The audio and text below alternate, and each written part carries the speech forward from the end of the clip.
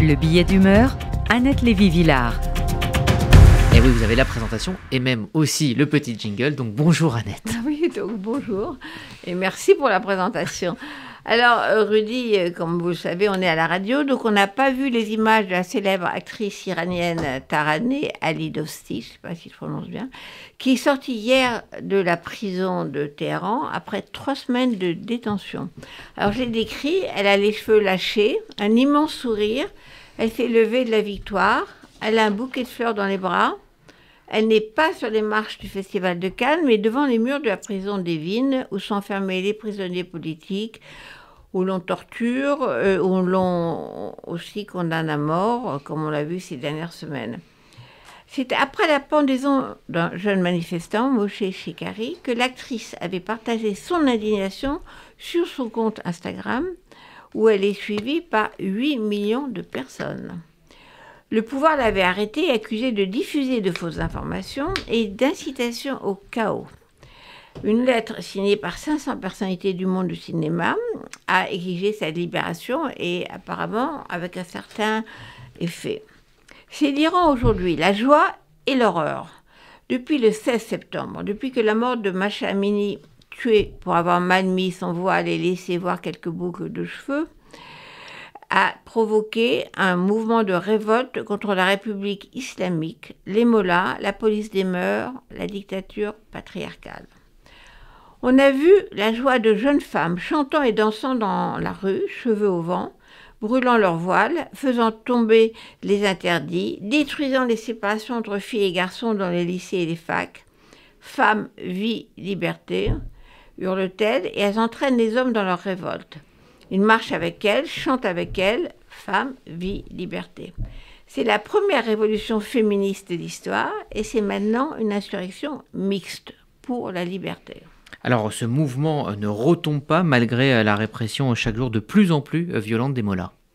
Ah oui, le courage incroyable de ces jeunes Iraniens face à une armée qui tire maintenant à balles réelles, face aux escadrons de la mort qui enlèvent tous les opposants, comme les sportifs, les avocats qui cherchent à défendre les détenus, les journalistes, bien sûr. C'est maintenant des bourreaux qui sont au pouvoir, des personnalités qui, effectivement, sont dans cette République islamique, sont des gens qui ont une histoire de répression derrière eux. Et ils ne veulent pas, semblent vouloir faire des concessions.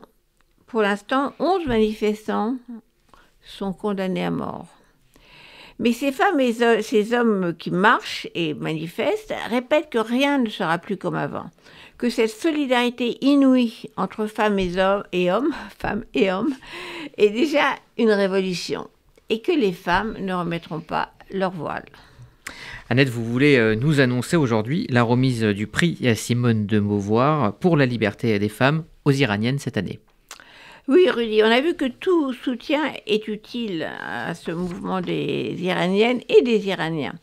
Alors, le jury du prix Simone de Beauvoir, dont je fais partie, avait déjà en 2009 choisi de décerner ce prix à un mouvement iranien d'opposition très original qui s'appelait 1 Million Signatures, 1 million de signatures pour protester contre la discrimination des femmes dans la République islamique. On se rappelle qu'en 1979, quand il est arrivé au pouvoir, l'imam Ayatollah Khomeini avait tout de suite imposé le voile, alors que le voile n'est pas obligatoire dans l'islam. Et les Iraniennes étaient déjà descendues par milliers dans les rues des grandes villes. À ce moment-là, Simone de Beauvoir avait fait part de son opposition et soutenu cette révolte au nom de l'universalité des droits des femmes. Aujourd'hui, cette révolte est devenue une révolution existentielle. Lundi, le prix au nom de Simone de Beauvoir est donc décerné aux femmes iraniennes et à la mémoire de Mahsa Amini. Et je cite, « Cette année, le cri de révolte des femmes, repris par des dizaines de milliers de manifestantes et manifestants, femmes, vie, liberté, est l'hymne d'une révolution féministe devenue révolution existentielle. La bataille de toute une génération iranienne pour le droit à la liberté dans un pays sans liberté. »